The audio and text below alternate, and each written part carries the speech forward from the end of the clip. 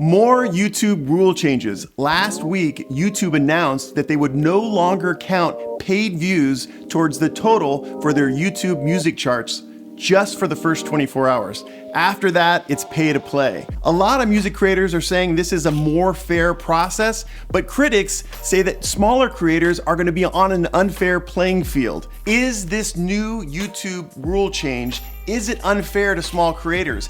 Is it going to cause us to get less views while the big creators buy more views? In today's episode, we're going to answer that question. We're going to get into more detail on this new YouTube rule change. I'm going to give you my 7 tips on how to succeed on your YouTube channel despite the new YouTube rule changes. All right, let's hit this. Hey creator, I'm Corzine, your social media lawyer, and on this channel, I give you the advice that you need to succeed on social media. Today, we're talking about YouTube's new pay-for-views policy.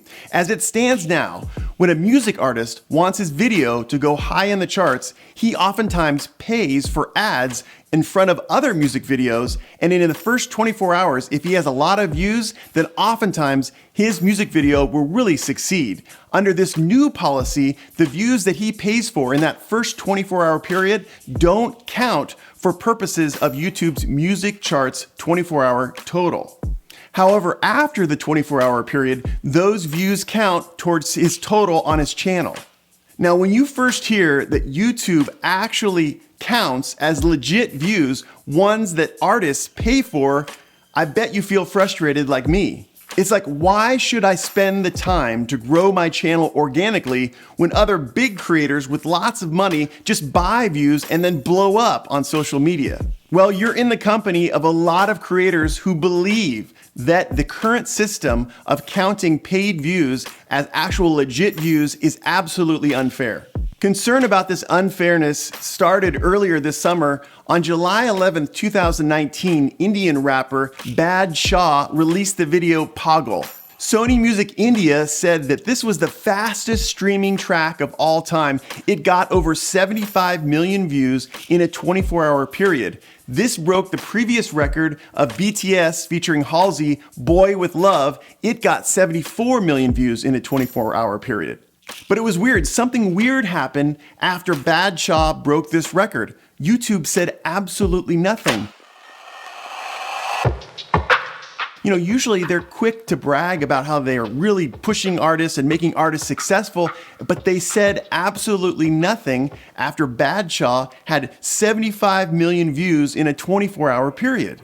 Was something bad coming out about Badshah? Was the video not family friendly? No. I think the reason why YouTube was quiet in July of 2019 was because the truth was that Badshah and its Sony Music company actually paid for a majority of those 75 million views. Later, this was confirmed by Badshah himself in an Instagram story post. He said what some people call fake views are not fake views. They are Google AdWords. It's a way of promoting your video. We bought AdWords all around the world so that people could see the video all around the world. He added that this was a common practice internationally. You think artists abroad don't get paid promotions? Are you so naive? I don't want to be the one with the highest views, but someone has to be. I tried, I did it. Get over it. Get over it. YouTube refused to credit Badshah with the record for 75 million views in 24 hours. After that, Rolling Stone magazine did an expose on YouTube's pay-for-views policy. Rolling Stone revealed that big music artists, were actually using YouTube's service. It's called TrueView ads. And these ads can be bought not just by music creators, but any creators, including you and me. How it works is that a creator will pay for these YouTube TrueView ads. What happens is his full video gets shortened, and that shortened video can be placed in front of full other videos, and the creator gets to pick what video his ad appears in front of. As people watch videos, they will see those ads, and depending upon whether or not they actually click on the ad or they watch it for a few seconds, that ad counts as a full view of the main video on the YouTube channel and gets in the counter for the YouTube channel's views. This policy basically has music artists and creators paying for a view of their video. As viewers, if we don't click away from the ad or turn off our computer or something, then the view of a shortened video ad is going to count as a view of the full video. Now, YouTube's new rule changes tweak this pay-per-views policy a little bit.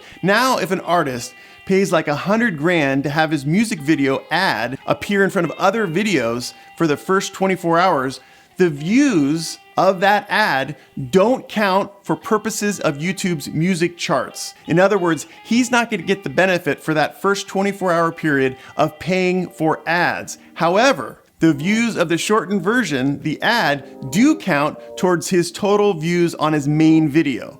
So in essence, music artists and creators can pay for views, but they can't game YouTube's music charts for the first 24 hours.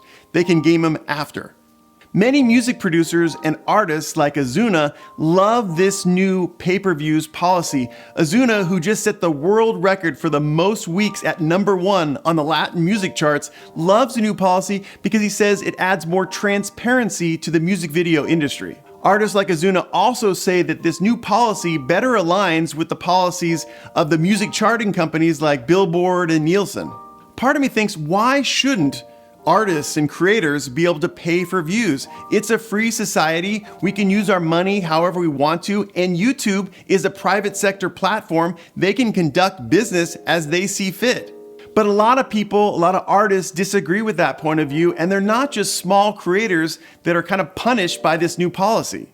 Don Omar, who's a famous reggae artist and actually has a video called Danza Corduro, which has over 1 billion views, he was talking on a radio show last week and said that artists like him are just buying views. You know, opponents like Don Omar say that this new tweak to the policy really is just a mere band-aid. It doesn't really help on the fairness for video viewing on the platform as a whole. YouTube says they want to celebrate artists' achievement as determined by the global fans. Well, if they really wanted to do this, then they do away with pay-per-view policy entirely. So the debate goes on, and we're left with the question that we started out with, and that is, are YouTube's rule changes, are they unfair to smaller creators like you and me? I think the answer is yes. If YouTube truly wants to be the place where artists are accurately recognized for their achievements, then they would do away with the pay-per-view policy entirely. After all, artists can still build up awareness by using ads, but why do you have to count ads as views of the full video? It doesn't make sense. I think it's unfair to creators because there's a lot of creators out there who don't have the means, don't have the money to pay for ads, and they're just fighting like everyone else to be seen and to get some awareness. And it's really unfair for big companies, big artists to pay hundreds of thousands of dollars to be able to get views of their ads and have those views count as views of the full video. However, I don't know if these new YouTube rule changes are going away anytime soon. I read some articles that say that artists pay between $20,000, $60,000, even $100,000 in the first 24 hours to get their YouTube music videos viewed. Now that's a big moneymaker for YouTube, and I'm not sure if they're willing to walk away from that. But I'm really interested in what you think. Do you think these new YouTube rule changes, do you think they're unfair to smaller creators? Do you think that now smaller creators are going to get less views because big creators are paying for their views and taking the attention away from other videos that they might ordinarily watch? I'd love to hear from you on this point. Tell me what you think in the comment section below. And after you comment, if you'd like to learn more about how to get more views and build your YouTube channel the right way, the legal way, then go down to the description section. There's a link there to my 7 tips for a better YouTube channel. Click on that link and you can download my free checklist to get those tips to be able to grow your channel organically and not pay for views. The next topic we're going to hit is YouTube's new policy for outside companies making copyright claims on our videos. Have you heard about the new procedures that we have to follow as creators for these copyright claims? If you haven't, then you should watch my video right here.